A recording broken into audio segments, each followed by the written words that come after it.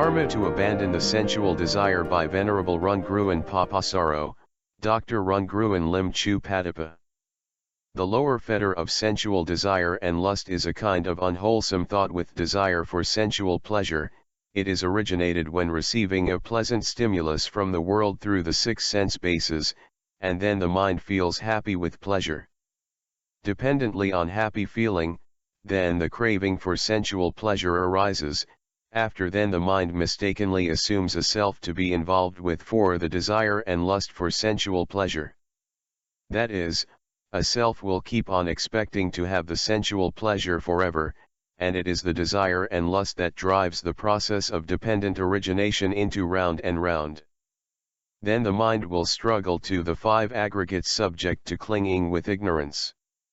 In an initial thought of sensual pleasure, then the desire and lust will dominate for sensual pleasure along the course of thought. And after processing in several rounds of the process of dependent origination, the mind is fully contaminated into a middle defilement of sensual desire and lust within the mind processing, and eventually it will be complicated the mind as a greed for something in rough defilement. Generally everyone wants happiness in life. There is no problem to be happy. However, because of limited resources in nature, not anyone can enjoy having the happiness forever. This is a way of life, and if we drive for it too much in such a way that we may take advantage to others, then a problem arises. In this circumstance, the Buddha suggested to apply a proper dharma to handle the sensual desire and lust as follows. Among all the five hindrances, the desire and lust for sensual pleasure are the most troublesome because it involves with the basic instinct of being. Typically, sensual pleasure will make people happy, and since everyone wants to have a happy life, so everyone has a desire for sensual pleasure. However, the world is not easy as we expect, and if we may achieve some, but the mind will drive for more, saying craving for sensual pleasure has no limitation. Whatsoever we get, it will never fulfill the demand. So, no matter how much we may try to be satisfied, but eventually the mind will be dissatisfied, and unavoidably the mind will sink into suffering anyway.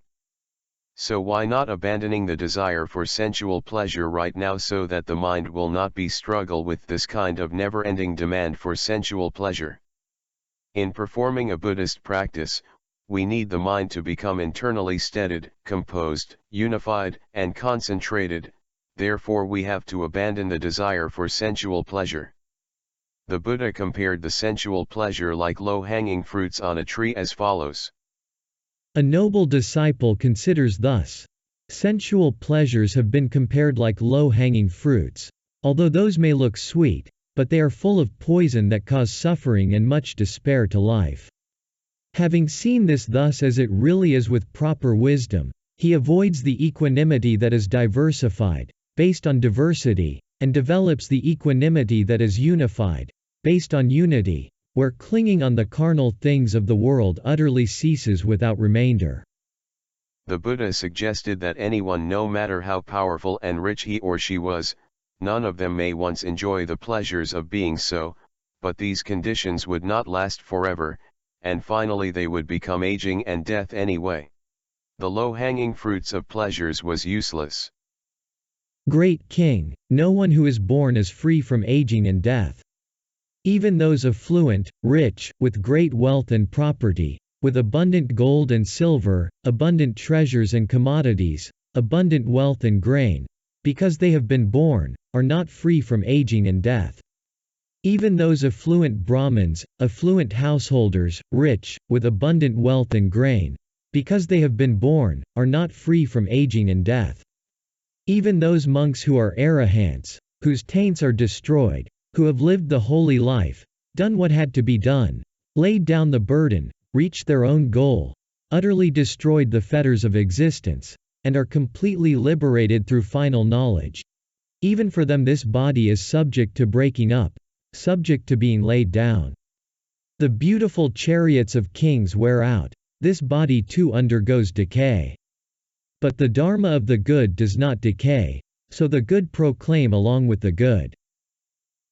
In the case of having sensual pleasure arising in the mind, the Buddha suggested to study on the nature of what is happening, and then particularly understanding the dangers and harms of the desire for sensual pleasure, because the sensual pleasure will arise and fade away as usual, but by having the desire for it, then the mind will struggle to cling to it, and this will burn the mind with desire and lust, which leads up to greed and delusion. The subject of the lower fetter of desire for sensual pleasure is very challenging even to the Buddha, who was a prince before the Enlightenment.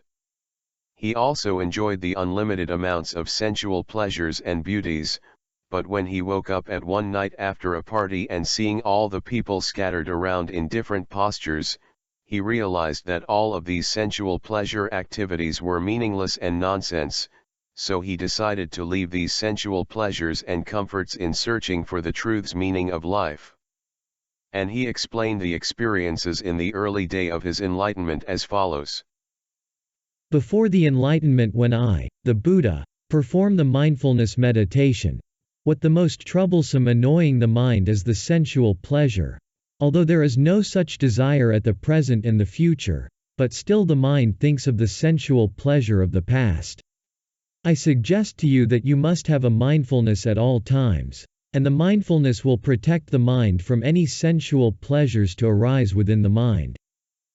In another occasion, a cousin of the Buddha, who became a monk on the day of his wedding, had a problem with sensual desire because of thinking of the beautiful girl who he was going to marry with, and this kind of feeling disturbed his practice very much. The Buddhas guided him on how to abandon the sensual feeling by having mindfulness, trying to contain a sensual pleasure by having mindfulness faculties at 6 sense bases with the following Dharma. Realizing that the desire and lust for sensual pleasure is a kind of demand that has never been fulfilled. And although if it is satisfied, but the mind still struggle for more and more, which will unavoidably end up with suffering in life. However, by having a mindfulness to hold the desire and lust for a while, this demand will be stopped, and realizing that the desire and lust are just the impulses of internal demands, and they are manageable. Understanding that life is impermanent. The happy feeling is a natural phenomenon that will arise and cease by nature. All those sensual pleasures are impermanent as well, because as time goes by everyone must get old, and by then what the beauty will not last forever. Aging is a part of life.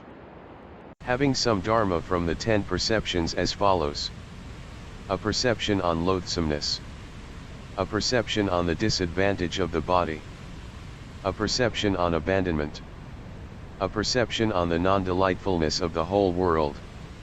A perception on the non-pleasantness of the whole world. It should be understood that sensual pleasure itself is not a problem, but the problem is the arising craving for sensual pleasure with desire and lust that drives the mind to struggle and demand for more, from which most of wrong actions with greed and suffering are rooted. It is very essential to realize of the harm of craving for sensual pleasures by containing it within a limitation, and then abandoning it with proper corrective realization.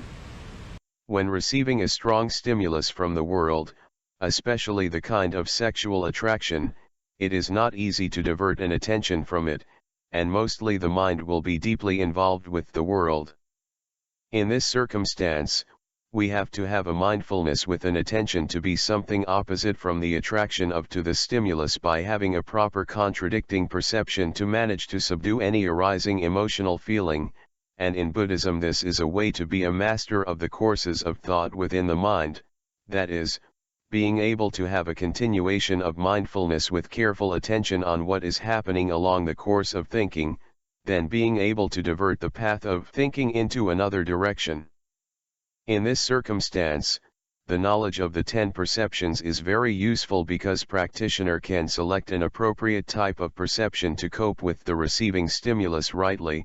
For examples, the perception on loathsomeness and the perception on the disadvantage of body are the classic perceptions to counter with the feeling of sensual pleasure with desire and lust to the world. Having a perception on impermanency, and having a perception on no self or impersonality are very effective in handle a delusion. Having a perception on the non-delightfulness of the whole world, and having a perception on the non-pleasantness of the whole world will counter the excitement of the stimulus from the world.